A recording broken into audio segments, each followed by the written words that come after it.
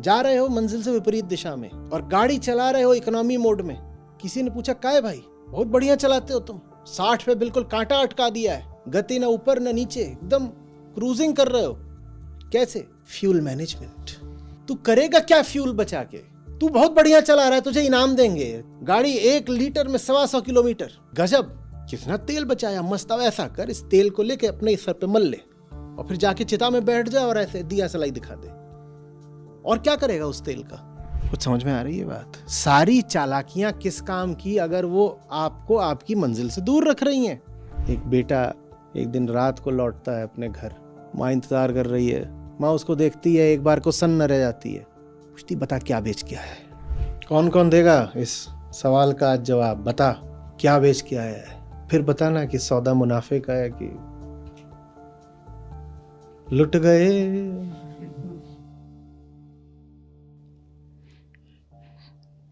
आप भी कल यहीं बैठे थे इसी कुर्सी पर, हम भी कल यहीं बैठे थे इसी कुर्सी पर। आप भी आज नए कपड़े पहन कर आए हैं और हमने भी नए वस्त्र धारण करे हैं। बताइए, बात भी आज वही कही जाएगी जो कल कही गई। बस कहने वाले दूसरे हैं। ऋषि का नाम बदल गया, ग्रंथ का नाम बदल गया, श्लोक के शब्द बदल गए, बाकी कुछ बदला है? तो कल भी हमने एक कहानी कही थी, आज भी वही कहानी कहे देते हैं। जब कुछ बदल ही नहीं रहा तो कहानी भी क्यों बदले? हम बदलना चाहें तो भी बदल सकते हैं क्या कहानी? बदल सकते हैं। चेतना के पहले क्षण से, हमारी व्यक्तिगत चेतना नहीं, समय की शुरुआत से आज तक कोई दूसरी कहानी कही गई है? एक ही कहानी है। वक्ता अलग अलग रूप लेते रहते हैं, श्रोता अलग अलग लेते रहते हैं रूप, कपड़े बदलते रहते हैं, शब्द ग्रंथ ये सब बदलते रहते हैं, कहानी नहीं बदलती। और समझदार वही है जो देख ले कि कहानी तो एक ही है, कहानी नहीं बदल रही। तो हमने बच्चों का एक दल देखा, बड़े जबरदस्त बच्चे, स्वस्थ, हट्टे कट्टे, उद्यमी, शरारती, ऊर्जा से भरे हुए, एक पल कहीं ना रुके। कोई यहाँ भाग रहा है, कोई वहाँ चढ़ रहा है, कोई पांव पटक रहा है, कोई उछल रहा है, कोई जमीन पे लौट गया।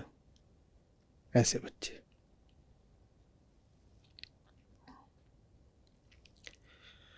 वो बच्चे सब कुछ चाहते थे, उनकी सारी ऊर्जा, उनका सारा उद्यम एक मांग था। यूं ही नहीं उठ रही थी ऊर्जा, किसी उद्देश्य से थी।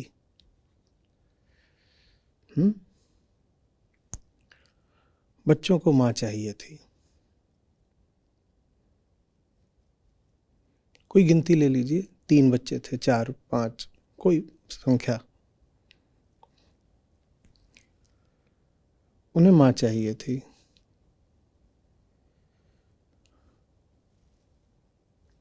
मां कहीं छुपी हुई थी कि कुछ दूर थी, कुछ पता नहीं चल रहा था।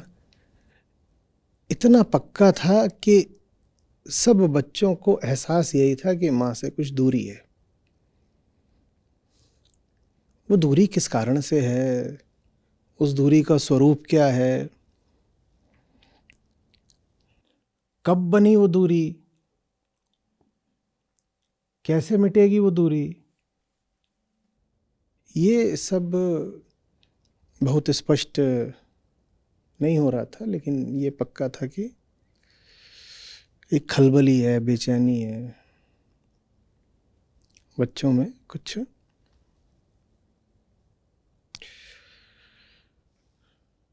क्या है कमलेश?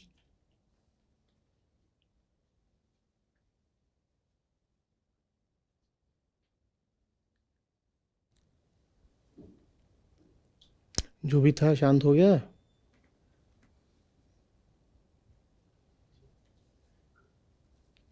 कल भी ये हुआ था, आज भी ये हुआ। कहानी अपने सब तत्वों को लगातार साथ लेकर चलती है। तो ये हुआ हमें याद दिलाने के लिए कि आज भी वही हो रहा है जो कल हुआ था। कुछ भूल रहे थे ना हम, सब हमने कह दिया कल जैसा है। एक चीज और भी तो कल जैसी है, ये रही।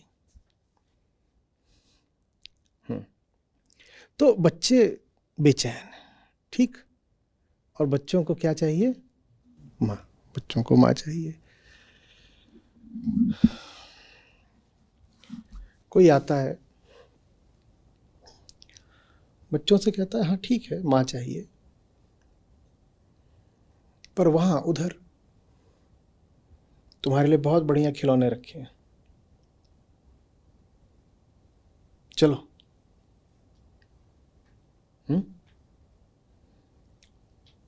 लगभग सारे ही बच्चे रुक जाते हैं। जो उनका अनवरत उधम चल रहा होता है वो थोड़ी देर को ठिठक जाता है, पर वो तुरंत ही खिलौनों की तरफ नहीं भाग पड़ते। तो व्यक्ति कहता है अरे ये तो शुरुआत है, इतने तुम प्यारे बच्चे हो,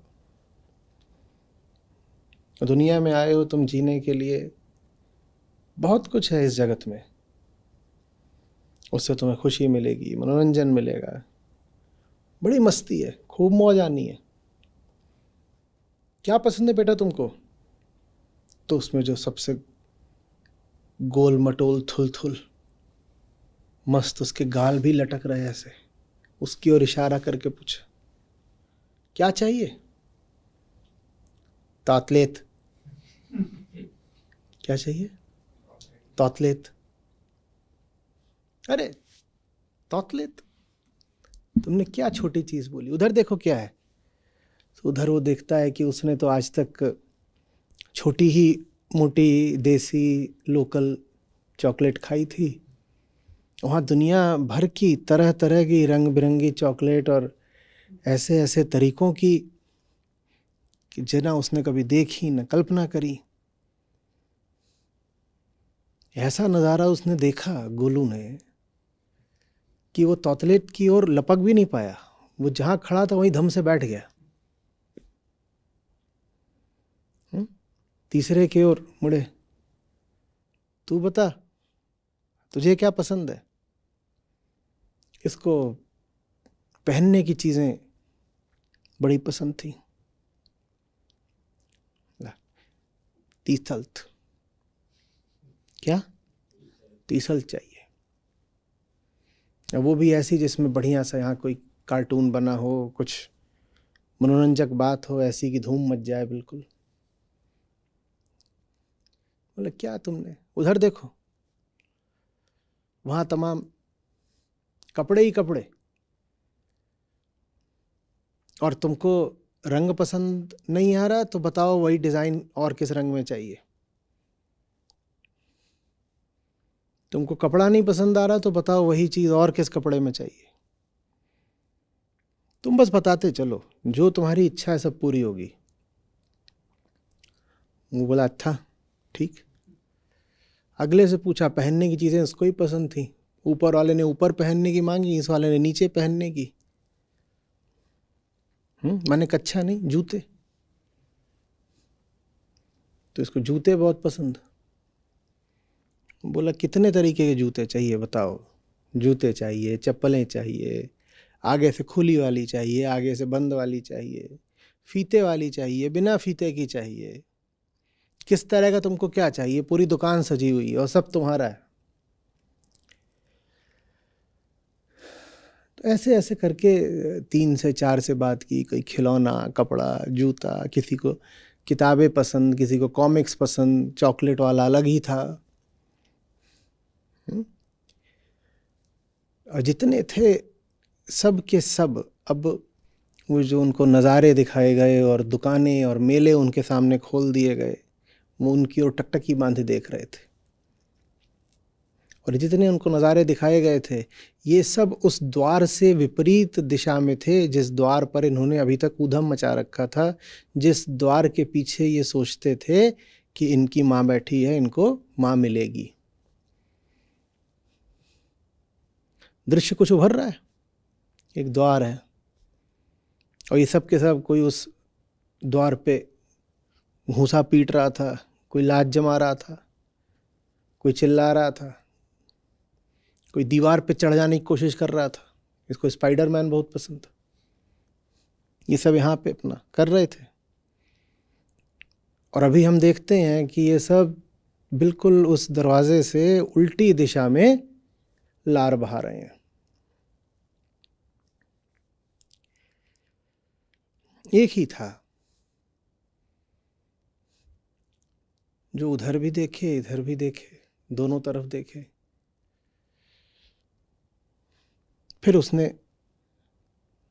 मन थोड़ा कड़ा करा और बोला जितनी दुकानें दिखाई जा रही सबको देख ही लेते हैं। वो गया, सब में ज़रा चक्कर मार के आया और चक्कर मारने के बाद दोबारा उसने उन दुकानों की ओर नहीं देखा। वो द्वार पर ही खड़ा हो गया और फिर खटखटाने लगा, माँ माँ।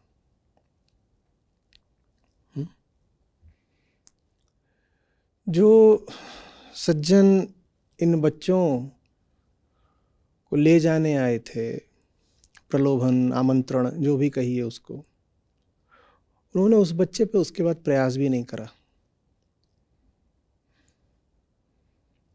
उस पर तभी तक प्रयास करा था जब तक वो उस बाजार का फेरा लगा कर नहीं आया था। वो एक बार सब दुकानों तक जाकर माल परख कर आ गया, उसके बाद उन्होंने उस पर कोशिश आगे करी नहीं।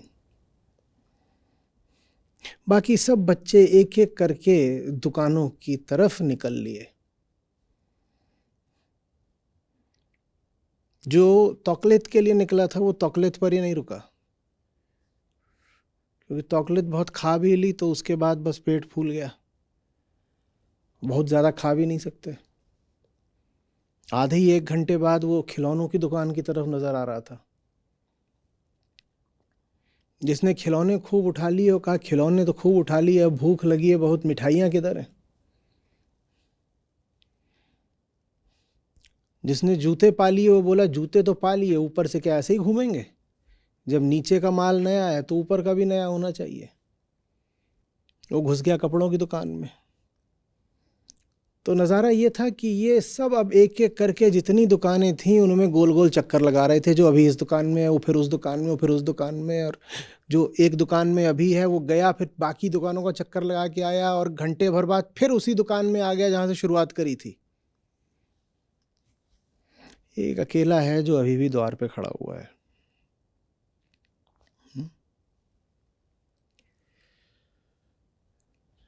जो चले गए उनमें से किसी में प्रेम की कमी थी, किसी में धैर्य की कमी थी, किसी में ताकत की कमी थी।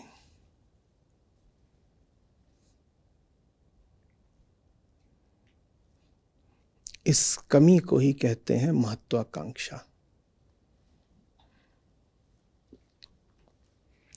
महत्वाकांक्षा का अर्थ होता है एक प्रकार की कमी, कमजोरी, दुर्बलता।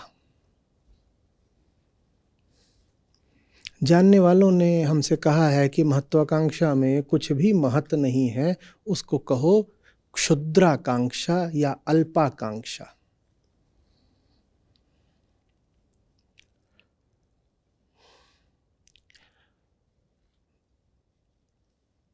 एक कमी को, कमजोरी को, एक बीमारी को हम महिमा मंडित कर देते हैं, उसे महत्वाकांक्षा का नाम देकर। ना, कुछ खोट थी आप में, इसलिए आप में महत्वाकांक्षा, एम्बिशन उठी।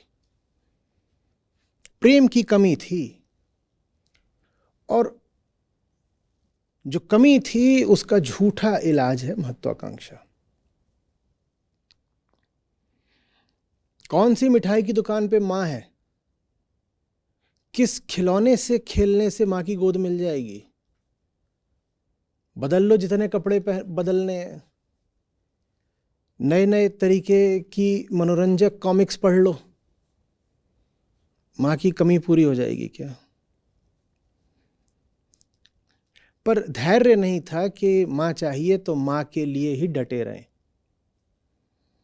धैर्य नहीं था, संकल्प की बड़ी कमी थी। लोभ संवरण नहीं कर पाए, बल की कमी थी।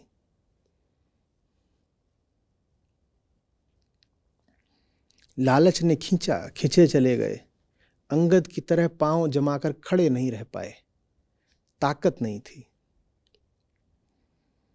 जो चीज आपको चाहिए उस चीज को छोड़ करके, उस चीज से न्याय करे बिना, उस चीज से प्रेम निभाए बिना 10 और चीजों की ओर खींचे चले जाना महत्वाकांक्षा कहलाता है।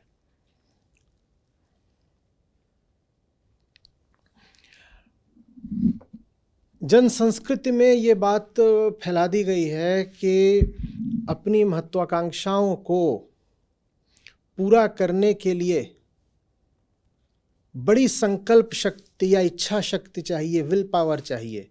बात बिल्कुल उल्टी है। जिनमें संकल्प शक्ति की कमी होती है वो महत्वाकांक्षा के शिकार हो जाते हैं। संकल्प शक्ति तो बस एक ही बच्चे में थी, वो जो द्वार पर डटा रहा। उसने कहा जो चाहिए वही तो लूंगा ना, और यही तो संकल्प है, वही तो संकल्प है। बाकियों ने जो करा वो विकल्प कहलाता है, संकल्प नहीं।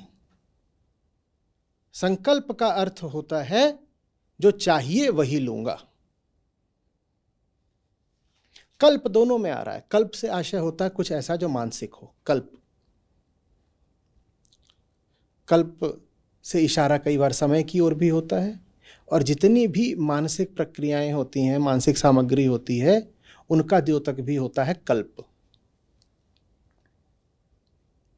संकल्प का अर्थ होता है उसके प्रति आग्रह, उसके प्रति प्रेम, उसके प्रति निष्ठा, जो आपको सचमुच, आपको माने मन को सचमुच चाहिए। कल्प मन की ओर इशारा करता है, संकल्प मन के वास्तविक प्रेम की ओर इशारा करता है। महत्वाकांक्षा और संकल्प का आपस में कोई संबंध नहीं है। महत्वाकांक्षा का तो अर्थ ही है संकल्प के अभाव में उठे हुए तमाम तरह के क्षुद्र विकल्प।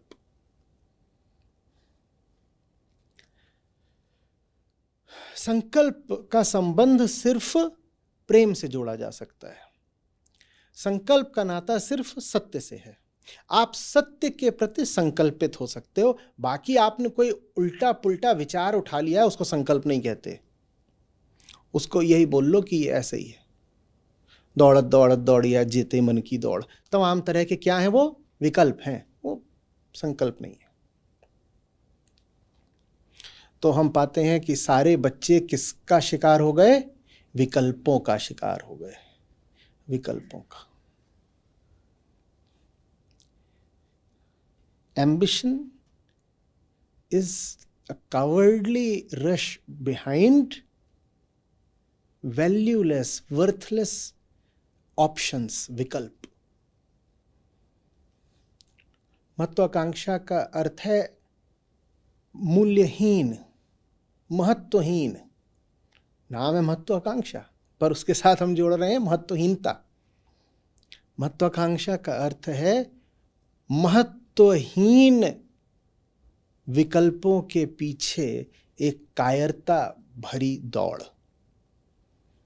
और इसको हमारा आम समाज गौरवान्वित करता है ये कह के कि देखो ये जिंदगी में आगे बढ़ेगा, ये बंदा रुकेगा नहीं, ये बंदा बड़ा एम्बिशियस है।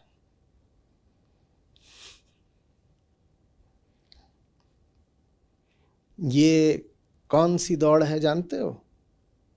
ये उस सैनिक की दौड़ है जिसने जंग को पीठ दिखा दी है और अब अपनी कायरता में, बुजदिली में दूर किसी सुरक्षित पनाहगार की ओर भागा जा रहा है। ये उसकी दौड़ है। दौड़ तो है ही महत्वाकांक्षा। महत्वाकांक्षियों को आप दौड़ते तो पाओगे, वो दिन रात दौड़ लगाते हैं, पर वो युद्ध स्थल से, मैदाने जंग से उल्टी दिशा में दौड़ लगाते हैं।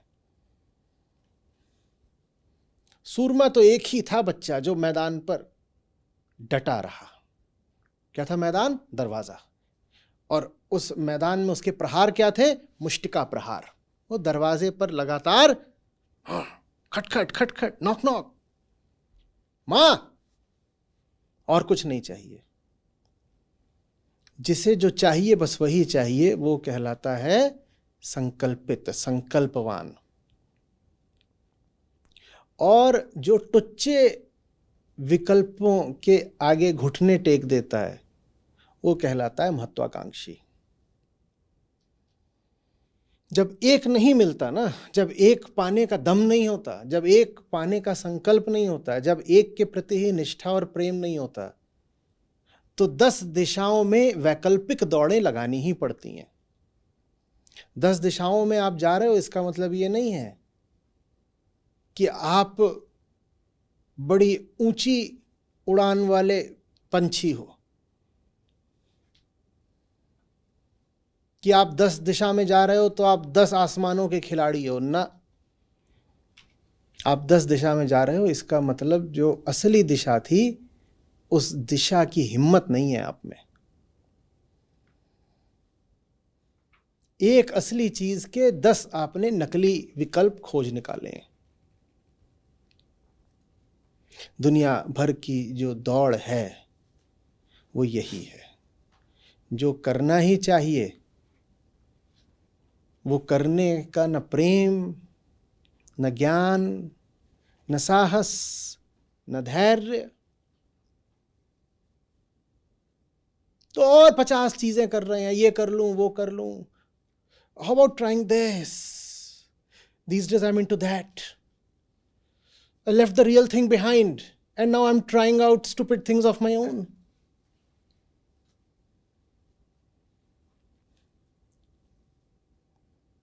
Hey, what's up? You know, these days I'm into. ये these days I am into. अरे 40 साल के भड़भूजे,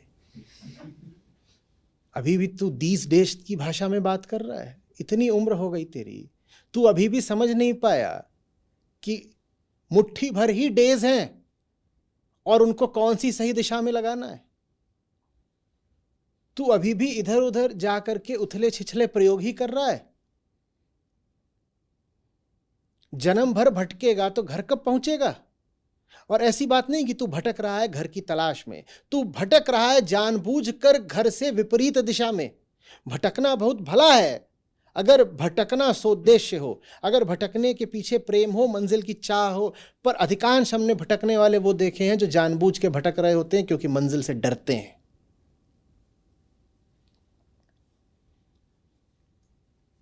समझ में आ रही है बात? भटकाव भटकाव में अंतर होता है।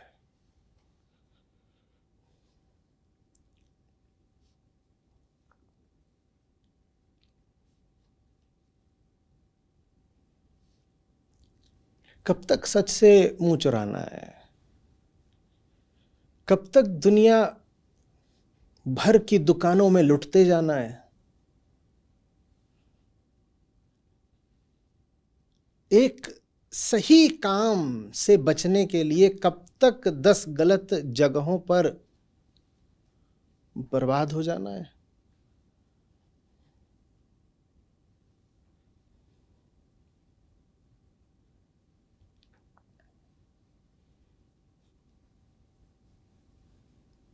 महत्वाकांक्षी लोगों से पूछो, काहे को? समझ में आता है, तुम 15 के थे, 25 के थे, तुम जिंदगी को टटोल रहे थे, तुम कुछ तलाश रहे थे, अन्वेषक थे, तुम एक्सप्लोरर थे। पर तुम अब बहुत आगे बढ़ाए, न 15 के हो न 25 के हो, अभी भी तुम क्यों 10 जगहों पर मुंह दिए हुए हो? Risk management, diversification of my portfolio. पागल, तू रिस्क नहीं मैनेज कर रहा है, तू सब कुछ गंवा रहा है।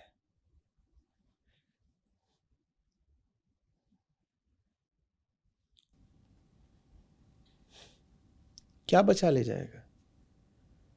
असली चीज से अलग 10 और चीजों में तूने मुंह डाल रखा है और तू कहता है कि यह है रिस्क मैनेजमेंट, इससे तुझे सिक्योरिटी, सुरक्षा का भाव आता है। सुरक्षा माने क्या बचा रहा है? क्या बचा ले जाएगा? जीवन बचाया जाता है ताकि मंजिल पाई जा सके, ठीक? ऐसे जीवन को बचा करके क्या मिलेगा जो मंजिल के विरुद्ध विपरीत जा रहा हो? बोलो। गाड़ी में तेल बचाते हो क्योंकि मंजिल तक जाना है, और जा तो रहे हो मंजिल से उल्टी दिशा में, क्योंकि कायर और कमजोर और अपनी ही कमजोरी को प्रश्रय दिए हुए हो, अपनी ही मूर्खताओं को अपने कुतर्कों से ढके हुए हो।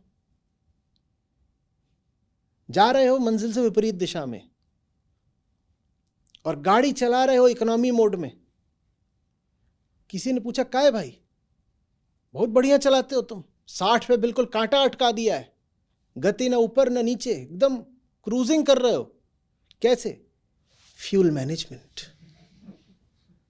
भाई तू करेगा क्या फ्यूल बचा के? तू बहुत बढ़िया चला रहा है, तुझे इनाम देंगे, तेरी जो फ्यूल एफिशिएंसी है बिल्कुल जबरदस्त आएगी। गाड़ी 1 लीटर में 125 किलोमीटर, साइकिल से भी बढ़िया तूने माइलेज निकाला है। गजब, कितना तेल बचाया, मस्त। अब ऐसा कर, इस तेल को लेके अपने सर पे मल ले और फिर जाके चिता में बैठ जा और ऐसे दिया सलाई दिखा दे। काहे कि जिंदगी तो होती है मंजिल तक जाने के लिए। मंजिल से विपरीत गया और इतना तेल बचा लिया, तो अब इसी तेल को सर पे, और क्या करेगा उस तेल का? कुछ समझ में आ रही है बात? सारी चालाकियां किस काम की अगर वो आपको आपकी मंजिल से दूर रख रही हैं? ये हुनर, ये होशियारी, ये चतुराई, ये चालाकी, ये तो संसाधन है, ये तो तेल है। ये किस लिए मिले हैं? ताकि जीवन को उसकी सार्थक मंजिल तक पहुंचा सको। जीवन को मंजिल तक पहुंचाने की जगह अगर इनका उपयोग उल्टा जाने के लिए किया या इनका उपयोग ही नहीं किया, इनको बचा ले गए, तो होशियार हो या झुन्नू लाल। लेकिन भीतर भाव बहुत ये रहता है कि देखो इतना बचाया ना,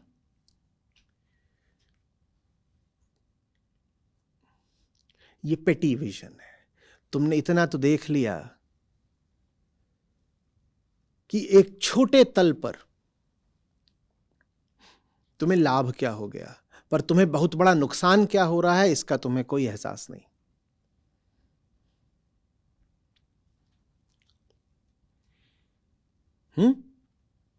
बिल्कुल तुमने इकोनॉमी में चला करके तेल तो बचा लिया, और तुम्हें बताया गया था कि 60 मील जाना है, 60 मील तुम चले भी गए और तेल भी बचा लिया। भीतर बड़े गौरव की अनुभूति है, पर यह तो तुमने पूछा ही नहीं कि मंजिल की तरफ गए या मंजिल से विपरीत। यहां तो फिर भी गनीमत है कि व्यक्ति शायद एक ही दिशा में गया है 60 मील। महत्वाकांक्षा का अर्थ होता है 10 दिशाओं में भागना, 50 दिशाओं में भागना। जितनी दिशाएं बता दो हर दिशा में भागना, और हर दिशा में प्रयास करना कि मैं ही सर्वश्रेष्ठ रहूं, मैं ही सबसे आगे रहूं, मैं ही खूब लूट मचा दूं, मैं ही सिकंदर कहला जाऊं। खूब दिशाओं में भाग लेना, लेकिन उनमें से कोई भी दिशा बस वो नहीं जिस दिशा मां है। सब दिशाएं पकड़ी। ये हुनर पाया कहां से? ये करिश्मा कमाया कहां से कि सब दिशाओं में सफल होकर दिखा दिया, बस उस एक दिशा के सिवा जिस दिशा जाने के लिए पैदा हुए हो। सब कुछ है तुम्हारे पास, बस उस एक चीज के सिवा जो जिंदगी को सार्थक बनाती है। ये चमत्कार कैसे प्रभु, कैसे करके दिखाया?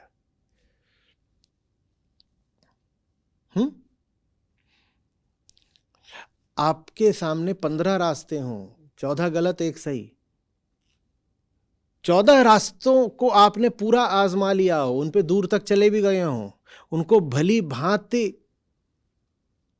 निचोड़ लिया हो, छानबीन कर लिया हो, जांच परख लिया हो, और एक रास्ते का, वही जो सही रास्ता, उसका आपको कुछ पता ना हो, तो इससे आपका अज्ञान पता चलता है या काइयापन? आप बुद्धू हो या काइया हो? अगर आप बुद्धू होते तो 15वें को भी आपने थोड़ा तो जांचा परखा होता ना। ये जो 15वां आपसे छूटा है, ये अज्ञानवश नहीं छूटा है, ये संयोगवश भी नहीं छूटा है, ये बड़ी चालाकी, बड़ी चतुराई से, बड़े काइयापने से छोड़ा गया है, जानबूझ के छोड़ा गया है। सारे विकल्प इसलिए पकड़े गए हैं ताकि जो सही विकल्प है उससे किसी तरह नजरें चुरा सको।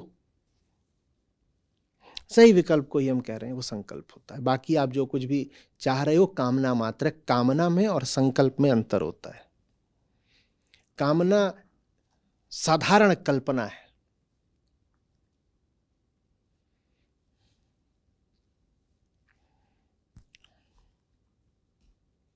काम कल्प, काम में कल्प। संकल्प बिल्कुल दूसरी चीज होती है। कोई बड़ी दृढ़ता से कहीं खड़ा हो गया हो, कोई बड़ी इच्छा शक्ति दिखा रहा हो। विल पावर को भी हम बहुत महत्व देते हैं ना, नहीं, वो इच्छा शक्ति, संकल्प सिर्फ तब कहला सकती है जब आपको इच्छा आत्मा की हो। आत्मा माने सत्य, आत्मा माने जो आप की उच्चतम संभावना है। सिर्फ तभी कह सकते हैं कि मैंने संकल्प लिया है। बाकी सब क्या है? टुच्चे विकल्प।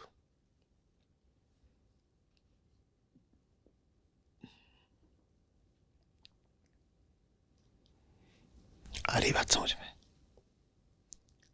क्यों आदमी भागता है 50 विकल्पों की ओर, हम बात कर चुके हैं। किसी भी तरीके से कह सकते हो, प्रेम की कमी, तितिक्षा की कमी। लगता है कि सही दरवाजे पर अगर खड़े रहेंगे तो मिल क्या रहा है? हाँ, द्वार पे खड़े हैं, बाहर कभी धूप है, कभी बारिश है, ठंडा है, कभी खाने पीने को भी कुछ नहीं, दरवाजे पे क्या रखा खाने पीने को? तो बर्दाश्त नहीं होता कि कब तक बिना किसी प्राप्ति के बस खटखटाते चलें। तो सहन शक्ति, तितिक्षा की कमी होती है। लालच बर्दाश्त नहीं होता, लोभ नहीं संवरण होता, उपरति की कमी होती है। उधर पीछे से खुशबू आ रही है, आहा हा क्या मिठाई, बहक गए। धीरज की कमी होती है, प्रेम की बड़ी कमी होती है। मां अच्छी तो लगती है छवि में, मां लुभाती तो है सिद्धांत में, मां प्यारी तो है कहानी में, पर प्रेम नहीं है। प्रेम नहीं है। प्रेम होता तो वो द्वार छोड़ करके दुकानों पर कभी नहीं जाते।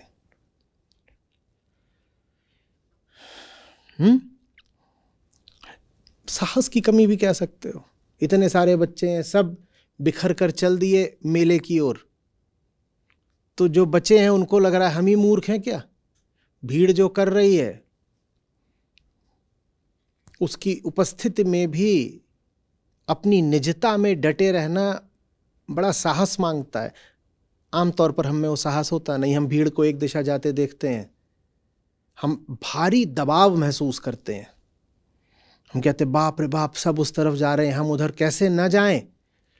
कुछ वैसा ही दबाव जैसा कि पानी के भारी प्रवाह के सामने खड़े होने पर अनुभव होता है। हुआ है कभी कि नदी बह रही हो, उफना रही हो, और कमर से ऊपर पानी में आप जाकर खड़े हो गए हो? हुआ? दबाव देखा है कैसा महसूस होता है? लगता है पांव उखड़ रहे हैं बिल्कुल, और ज्यादा देर खड़े रह जाओ तो उखड़ ही जाए पांव, फिर कुछ पकड़ना पड़ता है, कोई आसपास पत्थर मिले, चट्टान मिले, किसी का हाथ मिले। तो भीड़ के बीचों बीच हर व्यक्ति ऐसा ही दबाव महसूस करता है। वो जो पूरा प्रवाह है पानी का, भीड़ का, वो एक दिशा में जा रहा है और वो चाहता है आप भी उसकी तरह, उधर कोई बहो उसी की तरफ। आपके लिए वहां पर डटे खड़े रहना मुश्किल है, ताकत चाहिए। ज्यादातर लोगों में वो ताकत होती नहीं। मां खड़ी होगी तट पर, बच्चा पानी के साथ बह जाता है, ताकत नहीं थी। आप और भी बहुत सारे कारण निकाल सकते हो। समझा ले, उन्होंने हमसे कहा है तुम जो कुछ भी कर रहे हो बस इसलिए कर रहे हो ताकि जो करना चाहिए वो ना करना पड़े। और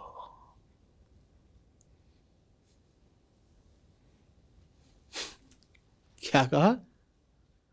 तुम जो कुछ भी कर रहे हो वो इसलिए कर रहे हो ताकि वो ना करना पड़े जो करना चाहिए।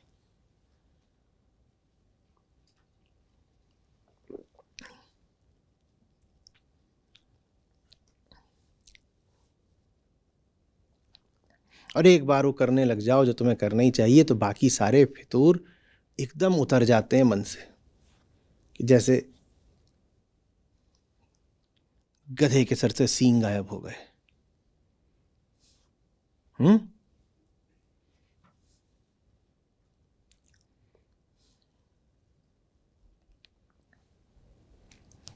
आ रही बात समझ में कुछ? यही कल फिर समझाऊंगा। तुम्हारे भी कपड़े अलग होंगे, मेरे भी अलग होंगे, ग्रंथ भी कल कोई दूसरा होगा, पर बात दूसरी कहां से लाएं? बात तो यही होगी।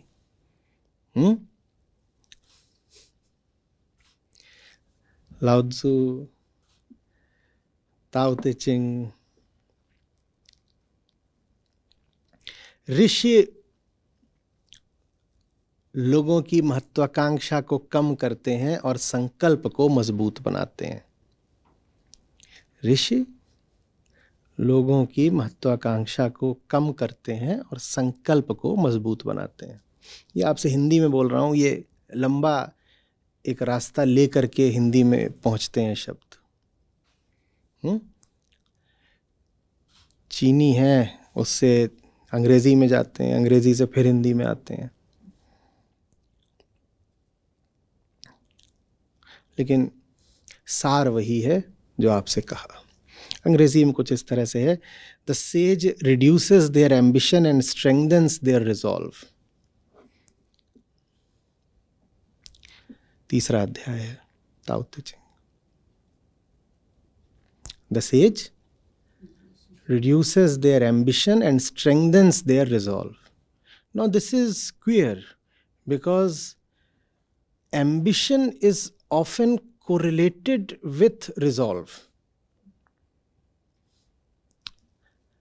हम कहते हैं ना कि जिसका रिजॉल्व जितना तगड़ा होता है वो आदमी उतना एम्बिशन के रास्ते पे बढ़ता है। कहते हैं भाई गजर, इसमें इच्छा शक्ति है, संकल्प शक्ति, विल पावर है। देखा, जो ये चाहता है वो कर लेता है, और एक के बाद ये अपनी चाहते, अपनी हसरतें पूरी करता जा रहा है। उल्टा है, वो तो एक विशेष बात है जो आज लाओ त्सु में समझा रहे हैं। कहने बिल्कुल उल्टी बात है। एम्बिशन उनके पास होती है जिनके पास संकल्प नहीं होता। जब संकल्प तुम्हारा टूट जाता है तब तुम एम्बिशियस हो जाते हो। मां से प्रेम टूट गया इसलिए बच्चे जाके दुकानों में बैठ गए और एक के बाद एक दुकान लगे कूदने फांदने।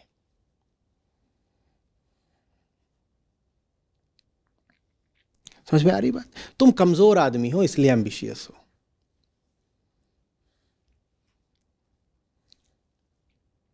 क्षुद्राकांक्षा, और देसी में बोले तुच्छाकांक्षा, और खरा खरा करके बोले उसको काइयाकांक्षा।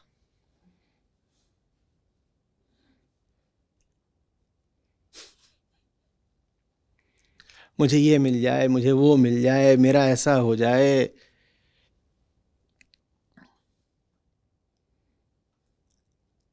पगले तुझे ये सब चाहिए ही नहीं है, और ये तू जानता है। तू ये सब इकट्ठा सिर्फ इसलिए कर रहा है ताकि असली चीज से किसी तरह से बचा रह सके।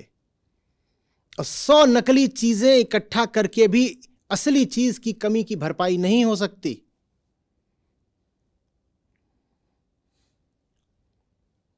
पानी चाहिए तुमको, सबसे अधिक सरल और उपलब्ध और आवश्यक तत्व, और उसकी जगह तुमको 100 तरह के रस पिला दें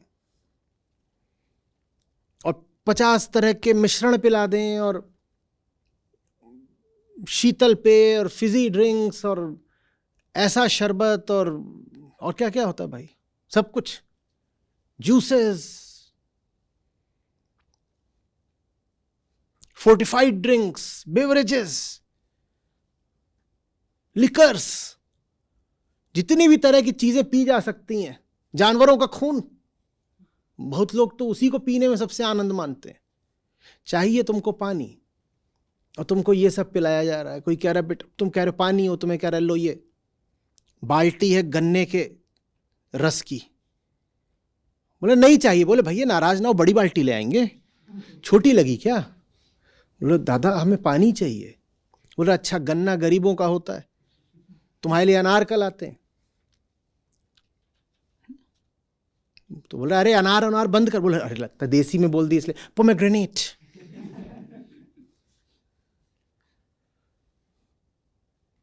तुम उसको मारने को हो रहे हो, पानी। बोल रहे अच्छा समझ गए, रात का समय है ना, अभी खोलते हैं बोतल भैया, समझ गए, प्यास तुम्हारी वैसे ही बुझेगी। अब जूते ही निकाल के उसको देने वाले हो गए। पानी मांग रहे हैं तो कभी गन्ना बता रहा है, अनार बता रहा है, बियर क्या बता रहा है मुझको। बोला अच्छा अच्छा अच्छा, ये सब कुछ नहीं चाहिए। रात में तुम चाय कॉफी पीते हो, तब सोते हो, एकदम तुम्हारे लिए हम स्ट्रांग कॉफी लेके आते हैं। चल गया जूता, पड़ा जाके उसके सर पे। बुद्धि उसकी फिर भी गधे की ही रही। जूता भले सर में पड़ जाए, सर के भीतर का माल तो नहीं बदलता।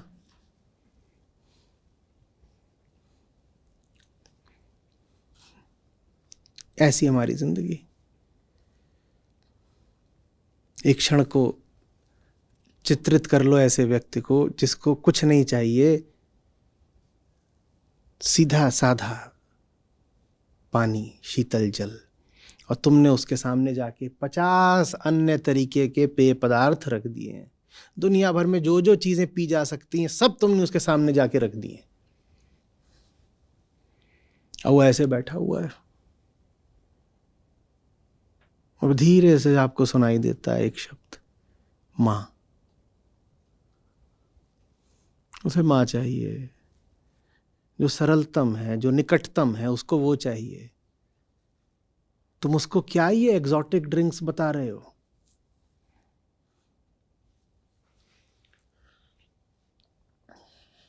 लेकिन इतनी भी ईमानदारी ज्यादातर लोगों में नहीं होती कि वो जब उनके सामने इतने तरीके की चीजें रख दी जाएं लुभावनी, तो कह दें कि इन चीजों के बावजूद मुझे तो मां ही चाहिए।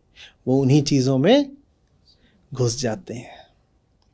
मां बहुत पीछे छूट जाती है, जैसे मां पीछे छूट सकती हो। कोई वस्तु होती, कोई स्थान होती, कोई व्यक्ति होती मां, तो पीछे छूट भी जाती। कैसे पीछे छूटेगी जब वो रहती कहाँ है? कहाँ रहती है? अरे करके बताओ अच्छे से। हाँ, यहाँ रहती है। तो जहां भी जाओगे साथ लेके जाओगे। पी लो दुनिया का सबसे महंगा पेय पदार्थ, जिस चीज की कमी है वो कमी तो सीने में बैठी ही रहेगी।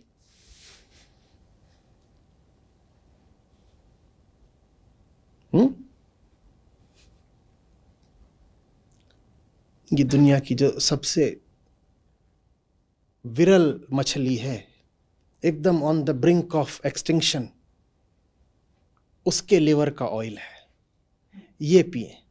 कहे बाबा ये काय को पिला रहे हो? एफ्रोडेजियक। क्या तुम अभी तक शिलाजीत में उलझे हुए थे? ये असली चीज है, इसको पियो, फिर देखो पीते ही क्या होता है। पीते ही जो भी होगा, जो चाहिए वो तो नहीं मिल जाएगा ना।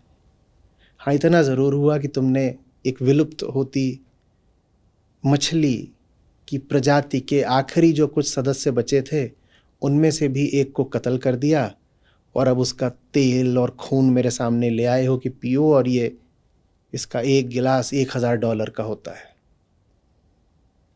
महत्वाकांक्षा का यही तो मतलब है ना कि अरे तूने क्या जिंदगी जी है, जिंदगी तो हमने जी है।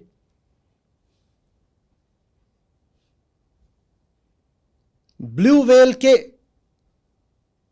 लिवर का तेल पिया है हमने, तूने पिया?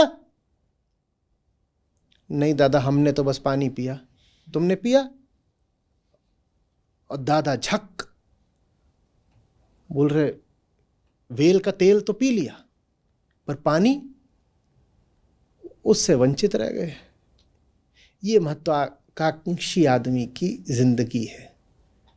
व्हेल का तेल पी रहा है, पानी नहीं पा रहा।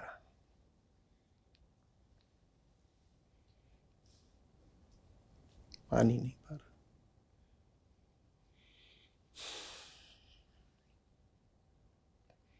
आपके पास जो महंगी से महंगी वस्तुएं हों, जो बड़ी से बड़ी उपलब्धियां हों, मैं आपसे आग्रह कर रहा हूं, थोड़ा मैं आपको ये चुनौती भरा आमंत्रण दे रहा हूं, उस वस्तु को देखना और पूछना ये वस्तु किसके विकल्प के तौर पे आई है।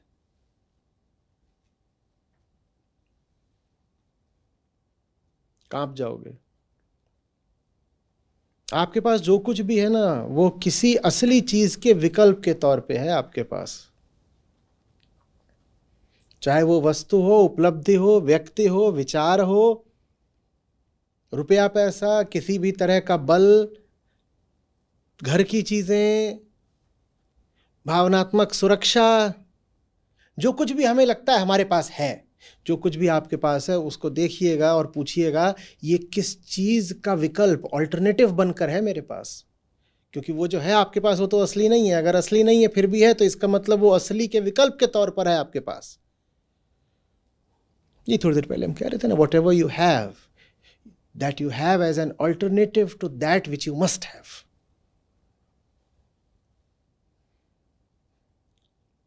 आपकी मनचाही चीज आपके सामने हो, उसको देखिए गौर से और पूछिए क्या होना चाहिए था जो नहीं है, इसलिए ये चीज है।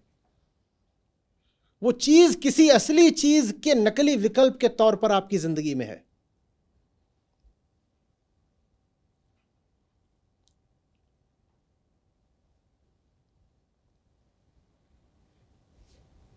अब क्या करें?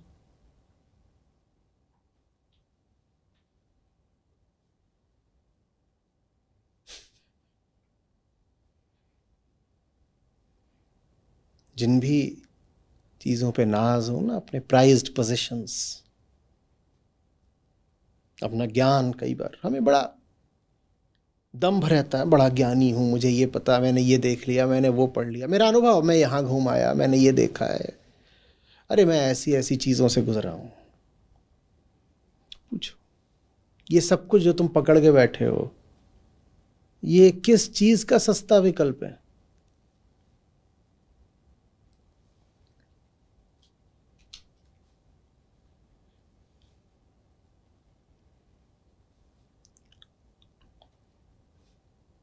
एक फिल्म थी, तो उसमें एक बेटा एक दिन रात को लौटता है अपने घर, माँ इंतज़ार कर रही है, डांटती है, इतनी देर से लौटेगा, खाना 2 बार ठंडा हो चुका है, 2 बार गर्म कर चुकी हूँ, और बूढ़ी हूँ मैं, तू नहीं आता, मैं भी नहीं खाती, इतनी देर से आएगा। माँ को चिंता हो रही थी, कुछ बज गया होगा, रात का 11-12 कुछ बज रहा होगा। बेटा तभी मुस्कुराता है, माँ को एकदम गले लगा लेता है। माँ बोलती क्या कर रहा है, दूर हट, खाना खा। बेटा अपनी जेब से नोटों की एक मोटी गड्डी निकालता है, माँ को दिखाता, बोलता है माँ। माँ उसको देखती है, एक बार को सन्न रह जाती है।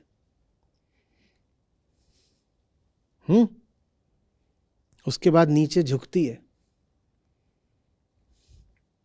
और खाने की कढ़ाई से करछुल उठाती है। करछुली जानते हो? और उससे लगती है उस लड़के को पीटने, पट पट पट। बोलता क्या माँ क्या, मैं तो तेरे लिए आज इतना लेके आया हूं, क्या कर रही है? माँ बोलती है क्या करके आया है, क्या बेच के आया है? बेचने मतलब समझते हो?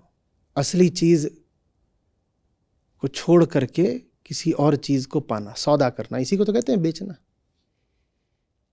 एक चीज को देना और किसी चीज को लेना, कुछ उसको देना और उससे कुछ पाना, इसी को तो कहते हैं ना बेचना, व्यापार। माँ उसकी नोटों की गड्डी देखती है और एकदम समझ जाती है कि क्या हुआ है। उससे पूछ रही है तू बता, तू क्या बेच कर आया है? और माँ अच्छी तरह जानती है लोग गरीब हैं, इनके पास कोई भौतिक वस्तु, कोई मटेरियल पोजीशन नहीं है जिसको बेच के वो लड़का उतना पैसा ला सके। कोई गहना, कोई जेवर, कोई पुरानी चीज, कोई साइकिल, कोई गाड़ी अगर इनके पास होती पुरानी तो माँ को बहुत ताज्जुब नहीं होता। माँ सोचती वो पुरानी चीज रखी थी, बेटा गया उसको बेच आया, बदले में पैसे ले आया। माँ जानती है इनके पास कुछ भी नहीं है बेचने का।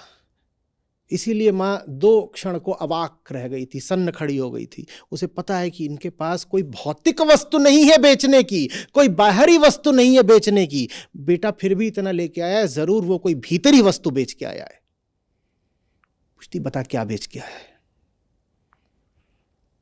ज्यादातर हमने भी जो कमा रखा है वो कोई भीतरी वस्तु बेचकर कमा रखा है। पर मां से दूरी इतनी है कि मां चाहे भी तो करछुल से, बेलन से हमारी पिटाई कर नहीं पाएगी। बहुत दूरी हो गई हमारी मां से।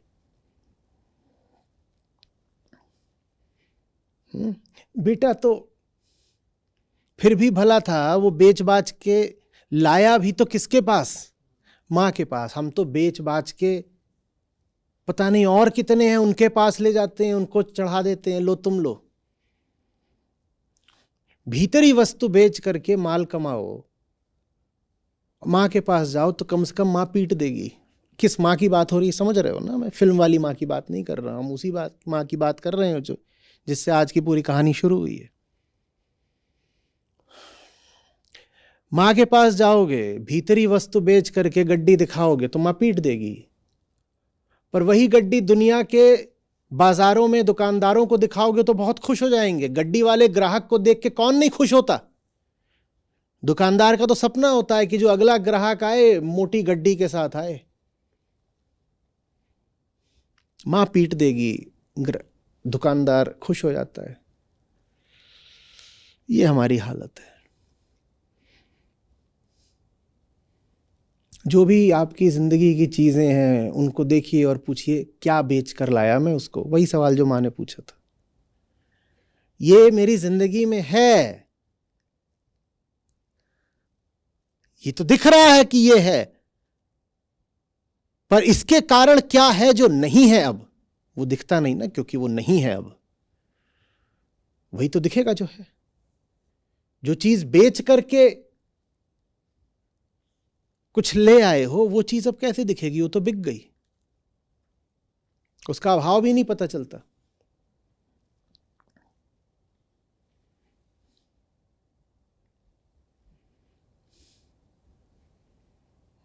रिश्ता ऐसा हो, यही सत्संबंध होता है,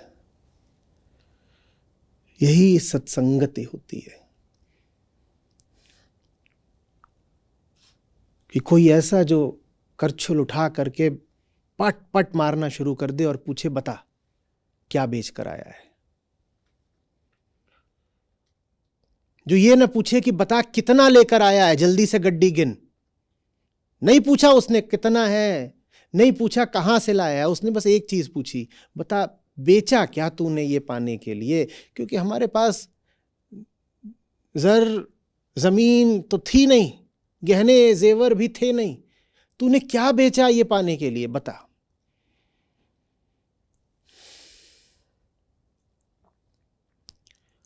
क्या हमें पता है कि हमने क्या बेच डाला है? प्रश्न है आप सबसे। आपकी ज़िंदगी में आज क्या आ गया है वो तो आपको दिखता है, कई बार आपको उस पर नाज भी होता है, पर उसको पाने के लिए आपने बेच क्या डाला है, क्या ये आपको दिखता है?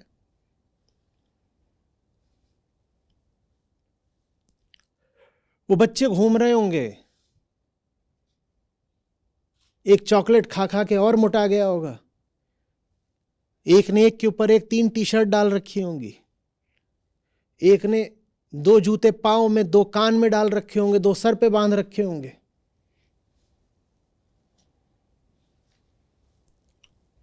और कुछ दिनों बाद वो बिल्कुल भूल जाएंगे कि उन्होंने जो कुछ भी ये पाया है मां को गवा कर पाया है। उन्हें याद भी नहीं रहेगा कि उनकी सारी कमाई किस कीमत पर आई।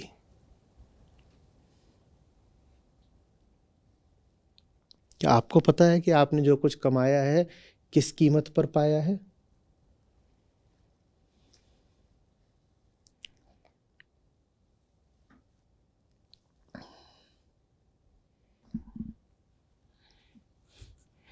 विडंबना सारी ये है कि पाई हुई चीज पहली बात भौतिक होती है, दूसरे बात पाली गई है इसलिए सामने होती है, हाथ में होती है, तो वो दिखती है। और गवाई हुई चीज भीतरी होती है, सूक्ष्म होती है, सटल होती है, और गवा दी भी गई। तो पहली बात तो सूक्ष्म है और दूसरी बात गवा दी गई है तो वो दिखती नहीं है। तो कुल मिला के हमारा लेखा जोखा हिसाब किताब बड़ा गड़बड़ हो जाता है। जो दिख रहा है हम उसकी तो गिनती कर लेते हैं और कहते हैं ये सब पाया, पर अच्छा हिसाबकार तो वो होता है ना जो हिसाब में दोनों पक्षों को एक के बगल में एक रखे, क्या पाया और क्या गवाया। ऐसे दुकानदार को क्या कहोगे जो बस ये गिनती करता है कि आज पैसा कितना आया गल्ले में, और ये गिनती करता ही नहीं है कि जो माल बिका उस माल की कीमत क्या थी। ये दुकानदार तो हमेशा क्या सोचता रहेगा, भारी मुनाफा चल रहा है बाबा, भारी मुनाफा चल रहा है। एक चीज है जिसकी लागत 100 रुपए की है और उसको इसने बेच दिया है 20 रुपए ली में, लेकिन ये हिसाब करता है बस उसका जो इसके पास आ गया, जो इसने गवा दिया उसका ये हिसाब करता ही नहीं है। तो आप जाकर के इसका हिसाब, इसके अकाउंट्स देखें तो उसमें क्या लिखा होगा, आज का हिसाब, उसमें क्या लिख रखा है इसने, 20 रुपए आए, क्या उसमें इसने ये लिखा होगा 100 रुपए गंवाए ना। तो ये घर बिल्कुल फूला फूला जाएगा, खूब मस्त मगन मुस्कुराएगा, क्या बोलेगा, आज 20 का मुनाफा हुआ है। हुआ क्या है, 80 का घाटा हुआ है। क्या आपको पता है आप रोज कितने का घाटा झेल रहे हो? और वो आपको बस इसलिए नहीं पता है क्योंकि आपको अकाउंटिंग नहीं आती। जब अद्वैत लाइफ एजुकेशन की स्थापना हुई थी तो एक बार मैंने किसी बातचीत में बोला, मैंने कहा लाइफ एजुकेशन नहीं है, लाइफ अकाउंटिंग है। ये MBA के एक देश के टॉप 10 में एक MBA स्कूल आता है, उसके छात्र थे। तो जो कोर्स था उसका नाम था PLTL, वो मेरा ही बनाया हुआ कोर्स था, perspectives in leadership through literature. तो ये MBA वाले थे तो मैं इनको MBA की भाषा में पढ़ाता था, तो मैं इनको NPV की भाषा में पढ़ाने लग गया, नेट प्रेजेंट वैल्यू।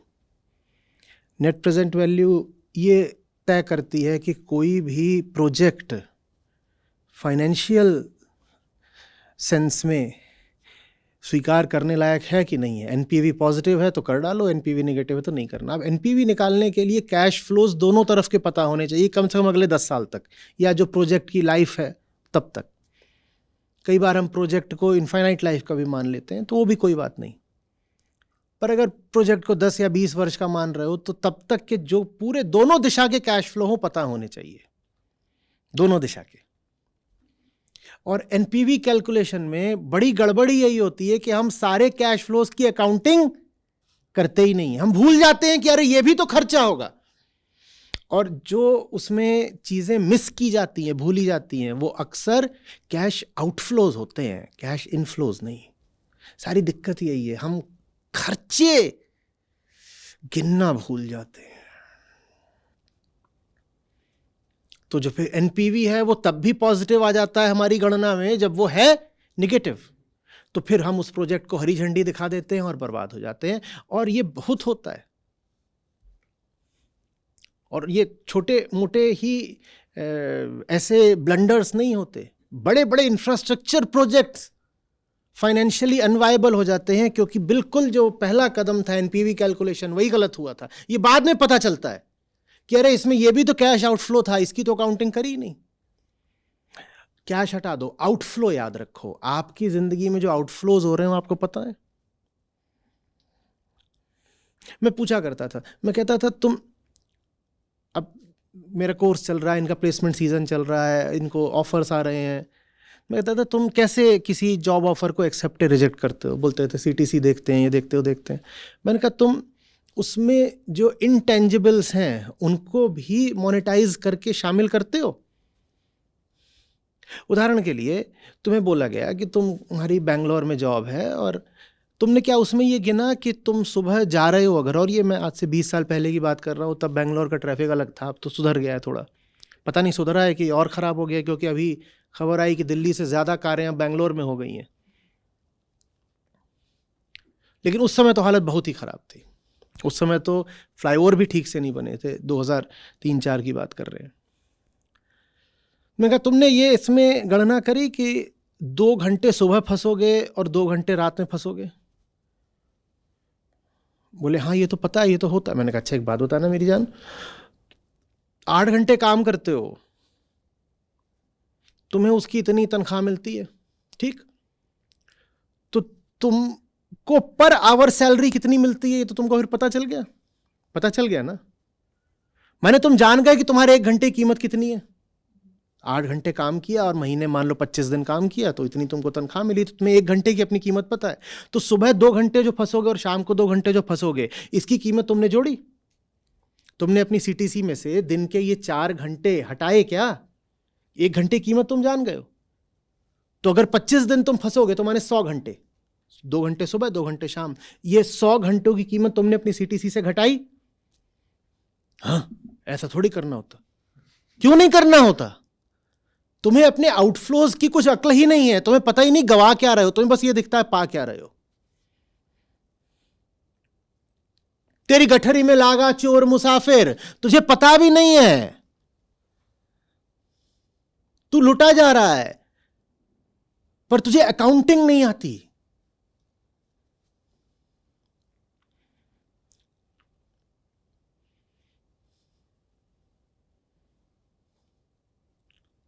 और अभी मैं ये तो इसमें तुमसे पूछ ही नहीं रहा कि उसमें जो तुम गंदी हवा पियोगे और जो तनाव रहेगा, और तब ऑटोमेटिक कार्स नहीं चलती थी 20 साल पहले, ट्रैफिक में घुटनों की जो हालत होगी तुम्हारे, क्योंकि तुम लगातार क्लच को दबाए हुए हो, तुमने वो गिना क्या?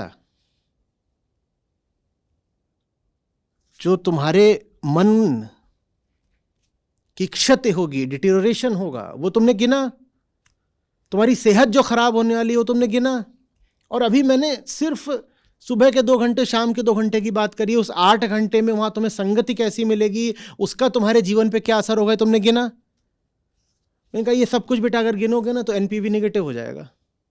तुम्हें पता चलेगा कि तुम वहां कंपनी में कुछ पाने नहीं, कुछ देने जा रहे हो। सीटीसी भूल जाओगे, वो सीटीई बन जाएगी, कॉस्ट टू एम्प्लॉय। कंपनी में कोई कॉस्ट नहीं है।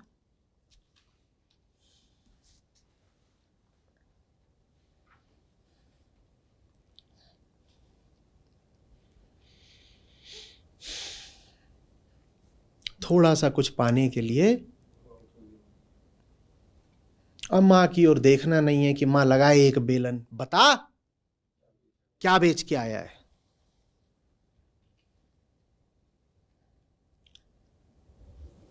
कौन सी माँ की बात हो रही है?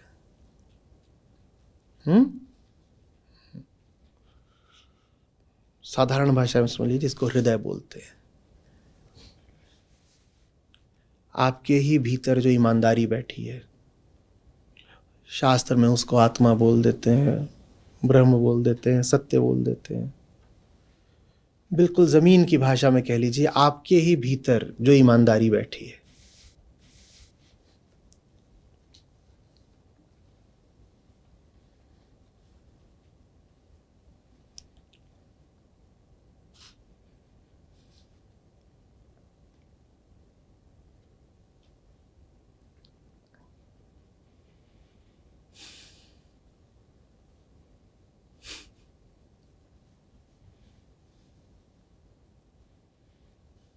कौन कौन देगा इस सवाल का आज जवाब? बता, क्या बेच के आया है? और लिखना 1 2 3 और फिर बताना कि सौदा मुनाफे का है कि लुट गए।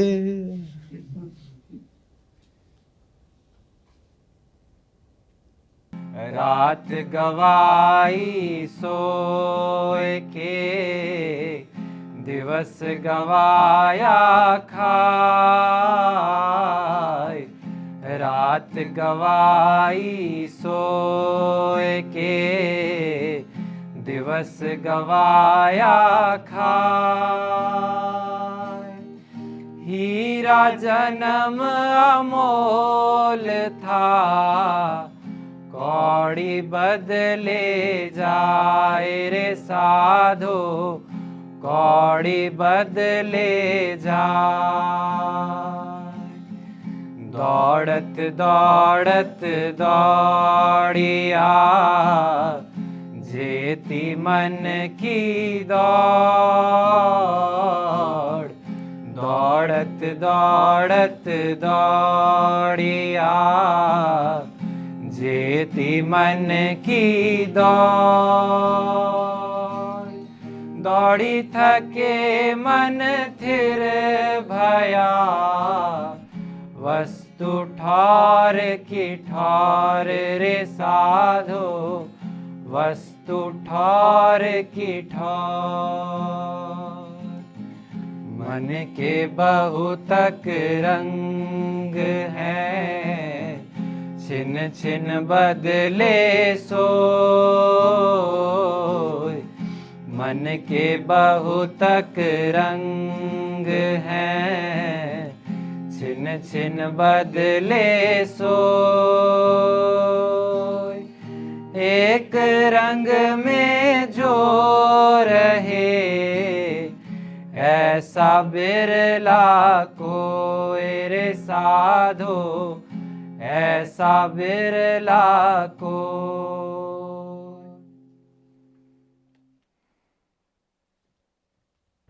नमस्कार, मेरा नाम हिमानी बिष्ट है और मैं साइकोलॉजी की छात्रा हूँ। और आचार्य जी को मैं लगभग 3 वर्षों से सुन रही हूँ, यूट्यूब पे सुनती थी। और गीता सत्र से मैं 1 साल से जुड़ी हुई हूँ पिछले।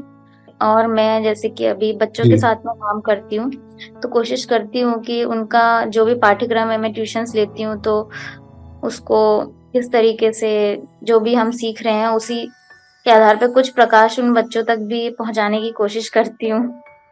तो उनमें जब बदलाव देखती हूँ तो फिर उनके पेरेंट्स मुझे बोलते हैं कि क्या कर दिया तुमने, क्या सिखा दिया है। तो अच्छा लगता है उन्हें भी, क्योंकि बच्चों में तो इम्प्रूवमेंट है।